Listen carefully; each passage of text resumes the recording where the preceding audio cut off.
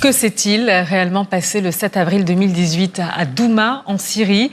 La version occidentale selon laquelle une attaque chimique a bien été perpétrée par l'armée syrienne s'avère de plus en plus fragilisée. Ces derniers jours, c'est un courriel envoyé par un membre de la mission de l'OIAC en Syrie, dévoilé par Wikileaks, qui sème le trouble. Selon lui, ses conclusions auraient été déformées lors du rapport officiel de l'organisation. Les précisions de Thomas Bonnet. Plus le temps passe et plus la version occidentale des événements du 7 avril 2018 dans la ville syrienne de Douma a du plomb dans l'aile. Il y avait déjà les réserves extension sur celle de l'organisation. Dans le rapport officiel de l'OIAC publié en mars dernier, il était fait état, je cite, de motifs raisonnables pour penser qu'un agent chimique toxique a été utilisé comme arme. Fin de citation. Le rapport ne désignait aucun responsable, mais en affirmant que des barils de chlore avaient été largués depuis les airs, il ne laissait que peu de doutes sur celle qui était pointée du doigt, à savoir l'armée syrienne. Hasard ou pas, il se trouve qu'une réunion de l'OIAC se tient en ce moment à La Haye, aux Pays-Bas. Et le directeur général de l'organisation a été interrogé sur ces révélations de Wikileaks. Certains de ces points de vue divers continuent de circuler dans certains espaces de discussion publique, mais je tiens à réaffirmer que je maintiens la conclusion indépendante et professionnelle. Pourtant, les critiques sont nombreuses sur ce rapport et sur la méthodologie employée. L'auteur du mail n'est pas le premier à alerter sur cette question. Il y a moins d'un mois, un groupe d'experts publiait un texte sur le site de l'ONG de lanceurs d'alerte Courage Foundation.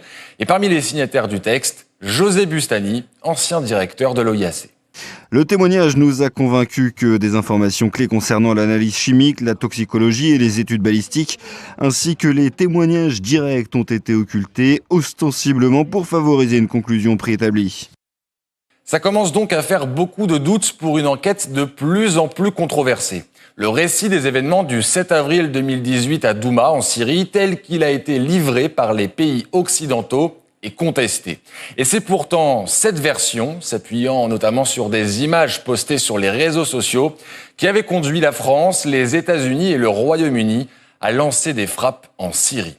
Des opérations militaires qui avaient eu lieu dans la nuit du 13 au 14 avril 2018, soit quelques jours seulement avant l'arrivée des premiers enquêteurs de l'OIAC sur place. Et pour Alfredo de Zayas, ancien expert de l'ONU, professeur de droit international au sein de la Geneva School of Diplomacy, le rapport de l'OIAC aurait été manipulé. C'est un scandale que cet élément n'a pas été suffisamment considéré dans le rapport final qui a été présenté par le nouveau président de l'Organisation pour la prohibition des armes chimiques.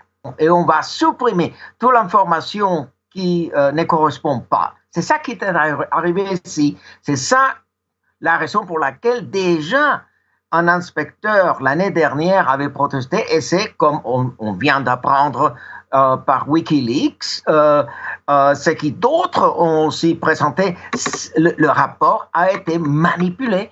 Si la personne qui devrait assurer la crédibilité de cette étude, si eux-mêmes, ils vont manipuler, alors il n'y a pas de repère. Vous ne pouvez plus croire qu'est-ce qui vient de cette organisation. Il s'agit d'une organisation qui a instrumentalisé une investigation, c'est-à-dire l'investigation, c'est une farce. Et ça, c'est pas la première fois. Nous avons toute une série de ce qu'on appelle en anglais false flags. Et on a toute une série des investigations qui ont été manipulées.